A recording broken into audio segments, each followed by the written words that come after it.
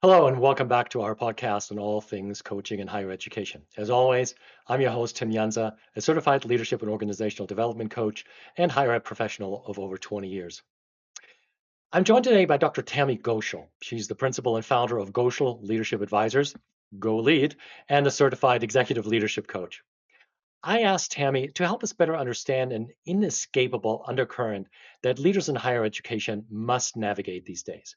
One that is frequently summed up by four letters V, U, C, and A, which stand for volatility, uncertainty, complexity, and ambiguity. So let's explore what VUCA means in the higher education context and how coaching can help leaders navigate these challenging times.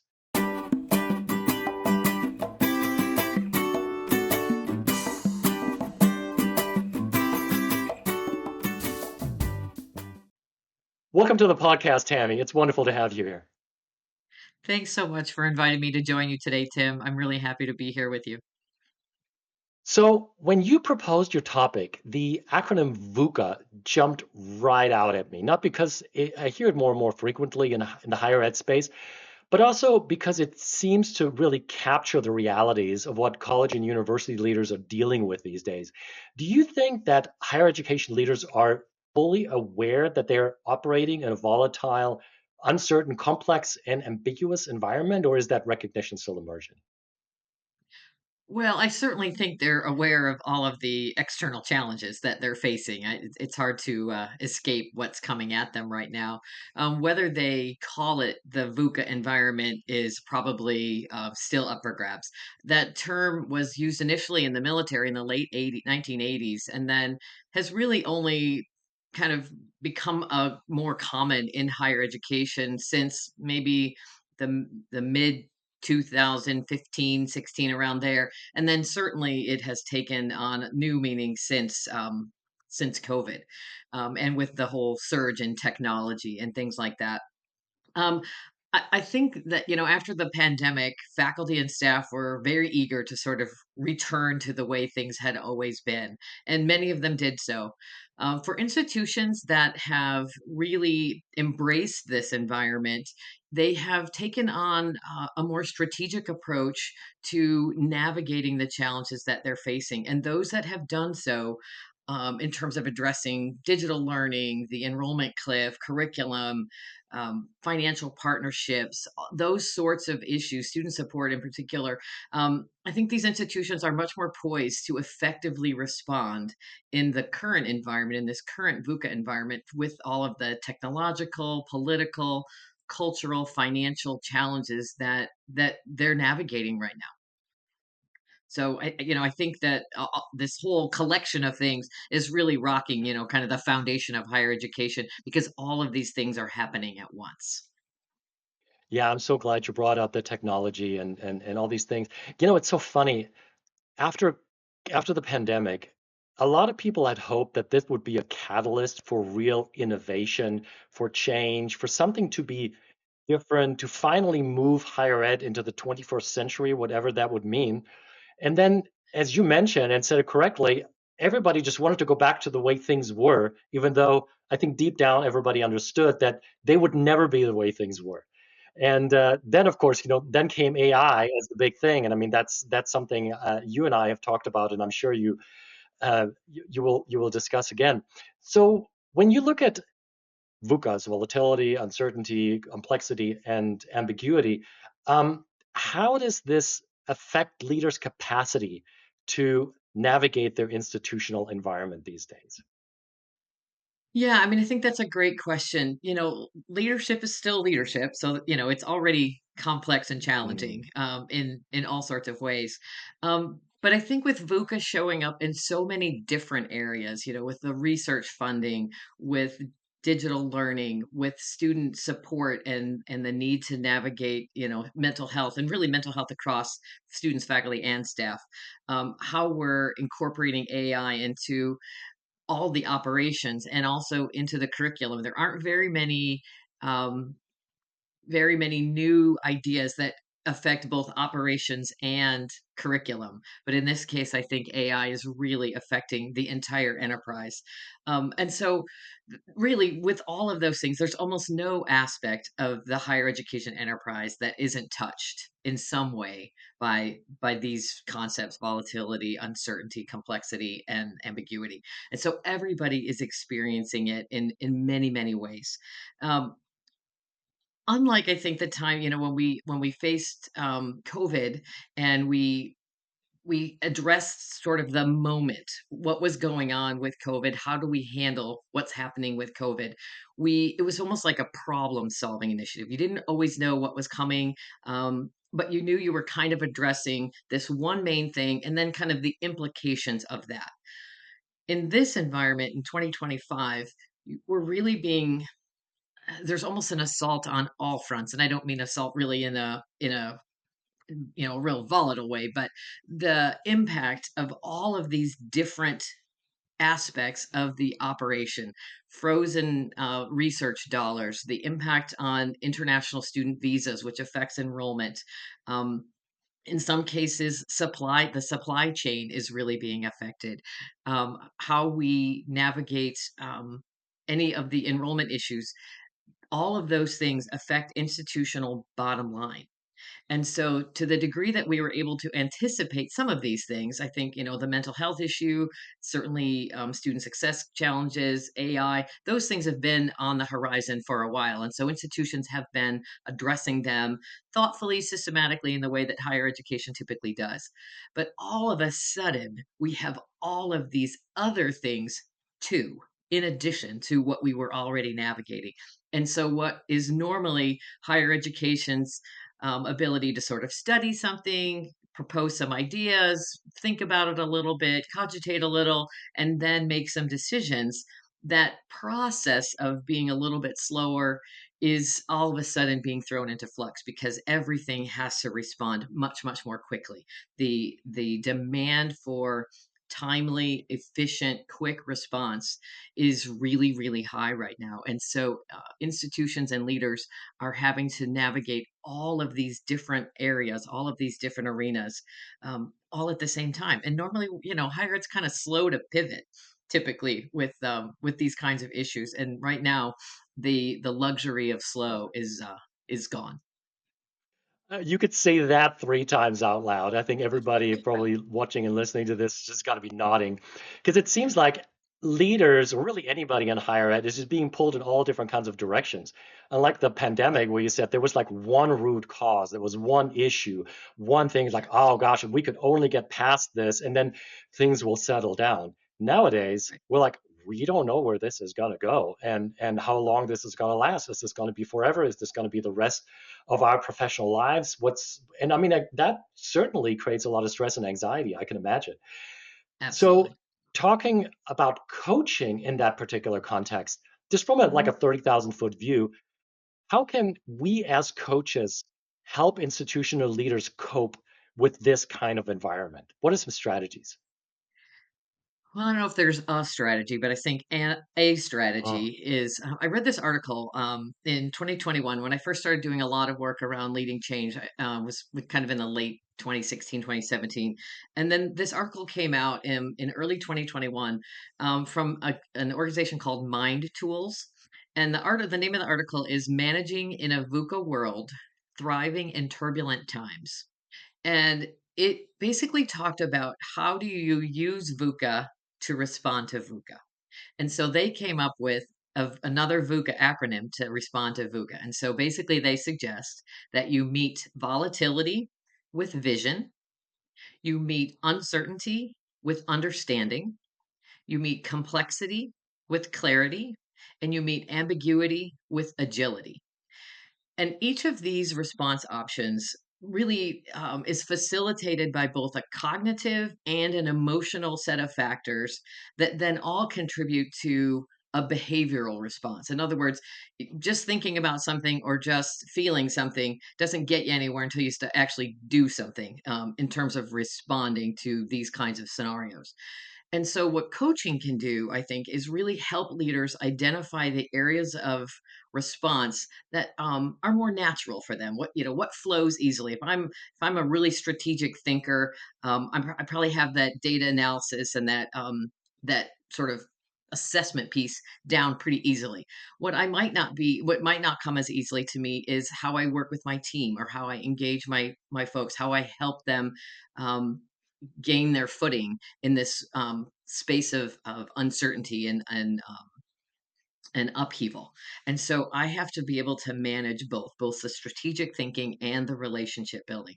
And so coaching can help me sort of lean into the things that I'm good at. How do I use my strategic thinking to build relationships? So I'm using my strengths to navigate things that need to happen on the other side as well. So managing the cognitive and the emotional. And then the behavioral part is always really hard because what we find in leadership is that we almost always have a decent idea about what to do or and maybe even how to do it. What we struggle with and where coaching is often really helpful is helping people navigate, okay, how do I get past the obstacles either in my head or in my environment to then actually implement the things that I know I need to do.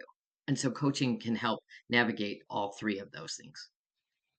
Getting past the obstacles, I'm thinking about this right now because it seems like, especially with complexity, with increased complexity at the organization, it seems like there are obstacles popping up everywhere because it's virtually impossible to really fully understand what we're dealing with in our institutions. There's so many players, Mhm. so many stakeholders, especially in higher ed, so many competing priorities and issues that it's easy to sometimes see the forest for all the trees or find a trail through the all the brambles and the underbrush. Right. And something else that came to mind while you were speaking is it seems to be that nowadays in this kind of environment, leaders really need to rely a lot more on each other and on some, let's call it, cross departmental, cross unit, cross functional collaborations. Because as you Mhm. mentioned, everybody has a strength, but everybody also has, I don't want to call them weaknesses, but blind spots, certain things they're not that great at. And if you want to do this effectively, number one, it's a matter of awareness. You have to be much more cognizant of what your blind spots are. And then, secondly, how do you fill them? How do you find others to kind of help you, um, yeah, fill that gap or that void, however you want to call that. And I mean, Mhm. coaching is perfectly situated and set up to be helping leaders through this, of course. Um, Absolutely. Is there a particular group of, I don't know, faculty or administrators that are particularly affected by what's been going on, especially, with the change in the political climate and a lot of the things that have been coming down from Capitol Hill in Washington? Is there something that comes to mind there? I think absolutely. I mean, I think everybody's affected for sure. Obviously, anybody Mm, who works in programming areas related to DE and I, even curricular functions that have tended to be, women's studies, African American studies, programs like that, I think are affected.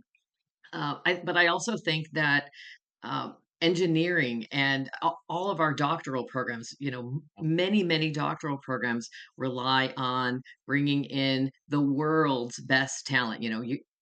The United States is the world leader in higher education. And so everyone wants to try to study here. And so makes an effort to try to get admitted somewhere, especially at some of our leading research institutions. And so I think all of those institutions that bring in international doctoral students, I think they're certainly affected by the visa issues. I think any state, even though people feel like, oh, I'm in a blue state or I'm in a red state, might that make a difference?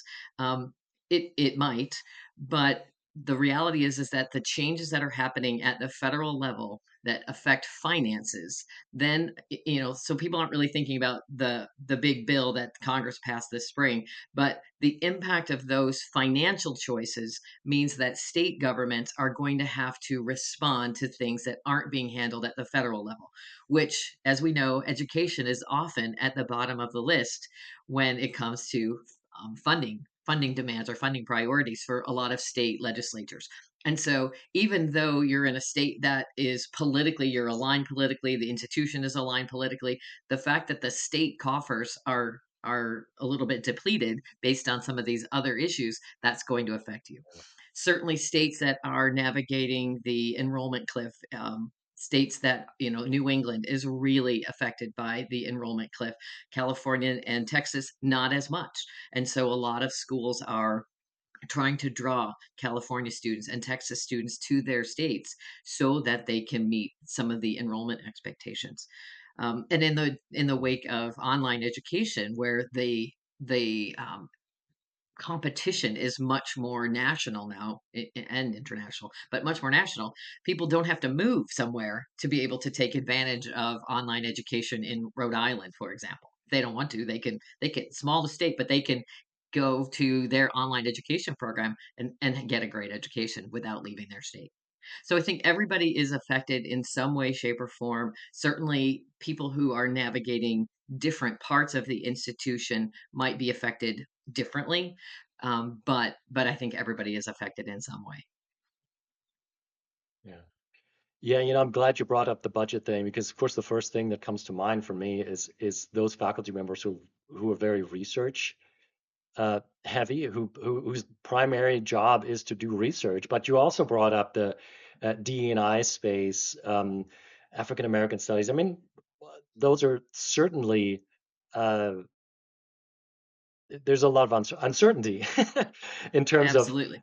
how their future is going to look.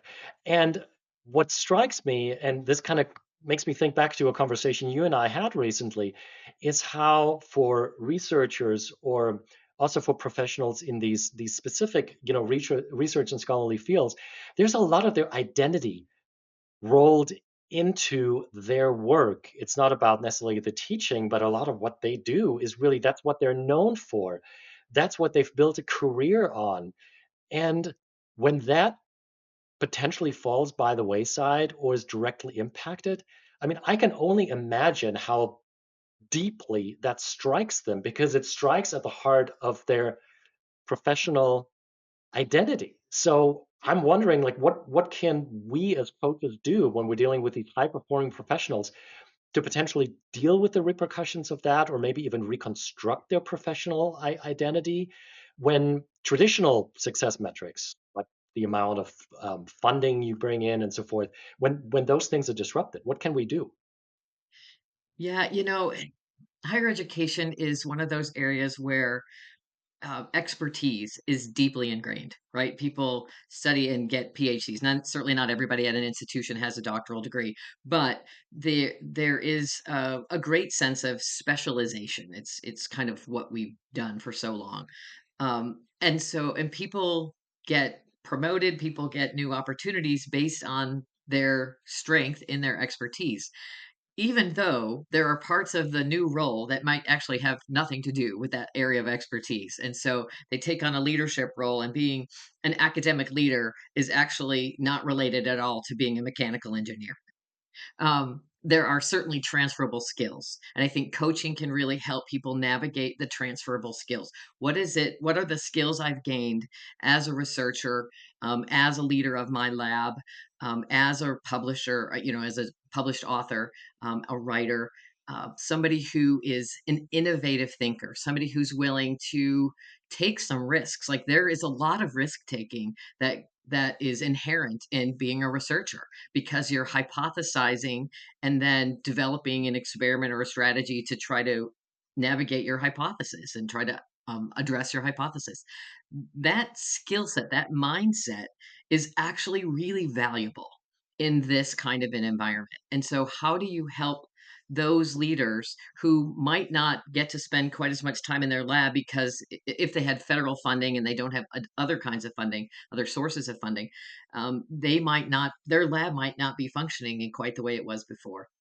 And so, what does it mean to then use their skills in the classroom, still mentoring other people, and to address what I'm calling these really wicked problems on the ground in a real practical way? And so, how do we engage them to help use their skills, to help use their strategies to help us navigate these different kinds of problems. It's not mechanical engineering, but it is still a really worthwhile and challenging problem that we've got to address. And those thoughtful minds, those good thinkers, are really valuable. And scientists in particular, um, unlike some folks in other research areas, scientists almost always lead a lab. And so they have a team. They're used to collaboration. They're used to bringing in people with different ideas. They all come from the same field, but they have different perspectives. They're from different parts of the world. And so they see things, they see similar problems really differently. And so those leaders, the folks who run the lab, also have some leadership skills that I think we can take advantage of and and use for good in other parts of the institution, while also helping them feel a sense of belonging and feeling like their voices still matter, even though they're not handling this mechanical problem somewhere. Transferable skills, that just triggers, in a good way, triggers so much in me because I've been doing a lot of career coaching Mhm. over the last, year and a half or so. And I've been working with recovering academics or current academics who are trying to explore ways of maybe making a living and transferring out of academia. And you mentioned the labs. I mean, of course, some of the people who run these labs are great leaders. Others, I think, will probably agree that leadership may not be a strong suit for a lot of those folks True. who run those labs. But either way, I have found that in academia, on any kind of the academic enterprise in general, because we're so focused on the subject matter expertise, that transferable skills are not necessarily top of mind for a lot of people. So when you ask them, "What are your transferable skills?" they look at you funny. It's like, what do you Yeah, mean?" "Well, I'm really good at X, right. Y, Z and analyzing this particular genome." And it's like, no, no, no, like like communication skills, like, oh, I never thought of that. So this is something that I have found is really impactful to help them realize that they are more than just their subject matter expertise and so much more Mhm. than just about the publication record or their conference presentations and all the things, all the metrics that make a successful faculty member Right. uh, in most institutions, especially at the research institutions. I might not completely understand that things are different at 2 and 4 year institutions. So one thing I'm really struck by is how much psychology there is involved Yeah. in the work we have to do as coaches. It's not just the typical business coach. We go in, we just ask these questions, and we just lead them to an outcome, or rather, they lead themselves, and we just help, with the process. But there's a lot more that we have to do, especially when there are insecurities. And most academics, I think, are deeply insecure in many ways. And this is not just academic staff, but also non-academic staff, because so much of their identity is rolled into their higher ed um, activities and their position and their degrees and so forth. So for those coaches listening to this, I'm wondering, what are maybe some coaching strategies that you can apply, or some psychological tools to kind of roll both into maybe one question that you see have worked and that might be really useful for coaches who are working with clients in the VUCA space? Yeah. So, I am a psychologist by training, and so I have studied things like identity development, mindset, implicit bias in leadership in particular.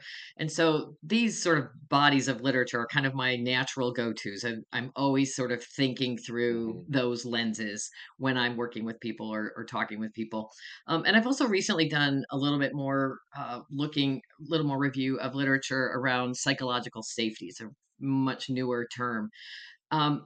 But I actually think all of these areas of psychology are really, really relevant to any kind of coaching experience, but certainly when people are navigating difficulties. There is so when people are under pressure, when they feel stressed or they feel uncertain, they are much more likely to retreat to a kind of safe space. They want to operate from a place of ego strength and a space of competence and confidence. And what we find when you're in this VUCA environment is all of that is kind of up in the air. Like nothing feels. It's a little bit like operating on quicksand, and the more you struggle, the quicker you dive into the deep. And so what we try very hard to do is to really help find a way to um, help people navigate their identity. What is it about your sense of self? What is it about who you are and how you show up and in what circumstances you show up? And how do you get reminded of your core and operate from your core from a point of strength, not a point of fear or a point of uncertainty. And so coaching can really then help kind of fill some of those gaps. As leaders, um, what we try as coaches to do is to really invite leaders to name their fears, to name their worries, to um, be able to articulate what's going on for them and to not be afraid to say it out loud, but then also to reimagine their competencies. What are their strengths? What are they really good at? And how can they reimagine these competencies so that they can move forward? The key is always to sort of think about, again, as I mentioned earlier, the cognitive and the emotional. A lot of academics operate from that cognitive space because it's where they've always seen success. They've got to be able to manage both. And so coaching can really help navigate both of those sides. But then there's this piece about how do you operate? How do you act? And academics tend to have sort of long thought processes. We want to take our time. We want to think through this from all sorts of different perspectives, different lenses. And this environment doesn't allow that freedom. People have to be willing to make quicker decisions and be willing to almost run like little mini experiments in their head and in their actions. And so you want to propose an idea, take some steps toward it, get some feedback, and pivot. And so it's a little bit like tacking with a sailboat rather than, running the ocean liner. And so when you tack with a sailboat, you're able to pivot more quickly. You're able to take in the information that's right in front of you, and then shift as you need it, as the waves are hitting you, so that you can use new information to address new challenges. And so it's no longer the 5 year, 10-year strategic plan. I mean, there might be a broader strategic strategy about that, but really today, it's if you're looking beyond 3 years, it's too far because we just don't know what's happening after 3 years. We can kind of anticipate 3 years, but after that, I think it's just too far. And there's too many unknowns. There's too many things changing in the world to get too settled and too fixed on a direction that might be completely different 3 years from now. But I think that ability to be a little bit more agile and to be able to pivot, if we can help people use their skills for that kind of strategy, it is much more helpful for folks. You said the magic word for me which is agility. And what you're describing about this kind of small scale experimentation, kind of thinking on your feet instead of having these long drawn out plans. Again, I'm still puzzled how institutions still engage in 10-year strategic planning. It just doesn't make any sense to me. But these small incremental innovations, development of solutions, whatever you want to call it, I mean, that is at the core of agility. But it also requires an environment where risk taking is okay. And you talked about psychological safety, but also, we have so many administrators or people just in administrative operations who are so stuck on process and policy and the way things have always been done that if you suggest that you want, maybe we could do something different. No, no, no, no, no, no, no. We can't possibly do that. And that, of course, plays against it. But if I hear you correctly, you're saying that nowadays we don't have a choice. We have to move more quickly. We have to be more nimble and quicker on our feet. And so I'm so glad you brought this up. And another thing I wanted to highlight of what you said, and this is a theme that's been popping up in several conversations for those listeners and viewers who've been following this podcast. You might have heard this a couple of times, and that's the idea of labeling. And the idea of Mm. naming the issue and forefronting it and giving it an identity of what it is that's bothering you, that is weighing on you, where, where there's a concern, where there's a fear. Um, and then using that to kind of reimagine and to move things forward, to kind of reimagine your competencies, because again, competence is so crucial to anybody in academia, which kind of brings me to more like a closing thought, which is this whole idea about coaching as a tool to move things forward. It's not therapy where we're talking about the past and trying to analyze the past, but it's about the future. And I'm wondering, Tammy, what are your thoughts on how coaching can help build some organizational and leadership capacity, resilience, however you want to call it, to address future challenges because they will be coming, and the VUCA world is here to stay. The VUCA world is here to stay. I for me, again, as a psychologist, resilience is really something you gain as a result of adverse experiences, typically from your past. So you can look back and go, "Ooh, I made it through that. I survived that. I did all of these things, and I have developed some strength of character as a result." That's a sense of resilience. What I think this environment is really calling for is a way to look forward. And so, what we're really demanding now is this sense of adaptability. What does adaptability? How do you use that to move forward? And again, it really claims those three areas that I was mentioning earlier: the cognitive, the emotional, and the behavioral.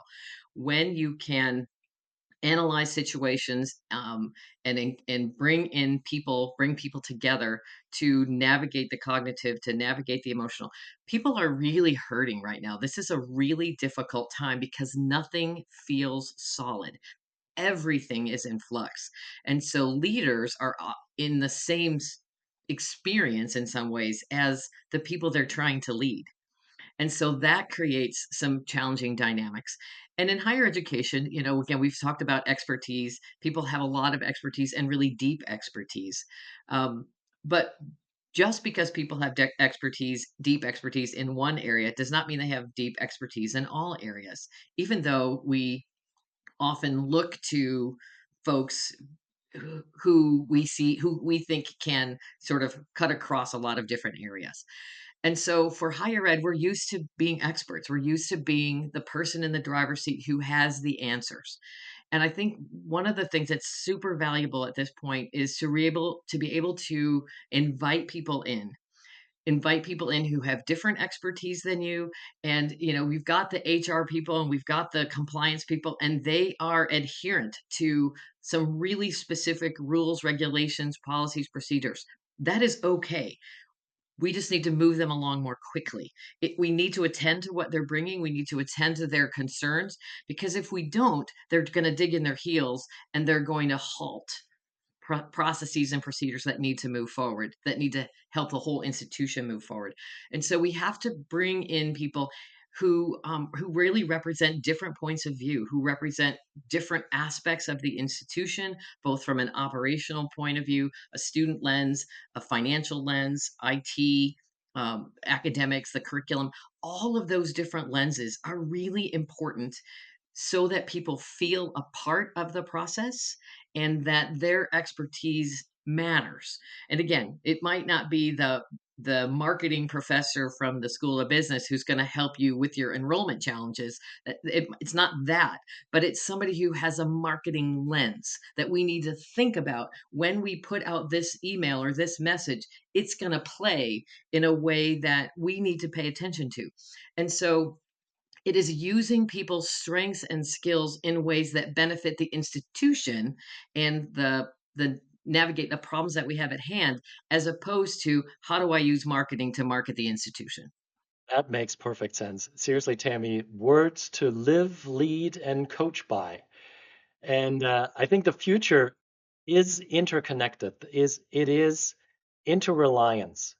It is breaking through the silos. We can't do it with the current structure in place, and that is something that I think we can really help our clients understand and develop strategies for shifting their mindsets, shifting their assumptions, and just creating capacity and their ability to think more holistically about the ecosystem that they work in, that they live in, and that they collaborate in. Because otherwise, higher ed is going to be struggling for a while longer if they don't do that. Well, and I think your point about the interconnectedness, we're in a moment, right? Higher ed has typically seen itself as every institution stands on its own. The state institutions having a little bit more interconnectivity when they're part of a state system. But now what we have to realize is that the industry, the sector of higher education needs to collaborate, needs to draw strength and not be so duplicative all over the place. How do we celebrate our strengths? How do we move forward with all the things that we're good at and then let other people handle some of the things that we're not as good at? And we probably don't need as many institutions as we have right now, as indicative by the number of institutions that are closing. But your ability to recognize what you have and what you need and what you can offer to potentially a merger institution, the time for really doing that assessment and that examination is right now, because it's going to come whether we're ready for it or not. And so the more we can be prepared for it, the less disruptive it will be to your institution, to your students, your faculty, staff, everybody. But it's an important next step that higher ed really needs to navigate. What a great way to close our session. Tammy, thank you so very much for sharing your wisdom, your expertise. This has been super interesting. It's definitely given me a lot to think about, and I hope it's given our viewers and listeners a lot to think about as well. So thank you for making time, Tammy, and thank you so much for watching and listening. If you enjoyed today's episode, please click the like button and subscribe to the channel. Your support really means the world to us. And as always, you can find more information on this episode, our guest, and today's topic at our companion website, higheredcoaching.us or leadershipimagined.com/podcast. See you next time, and keep making a difference, one client and one conversation at a time.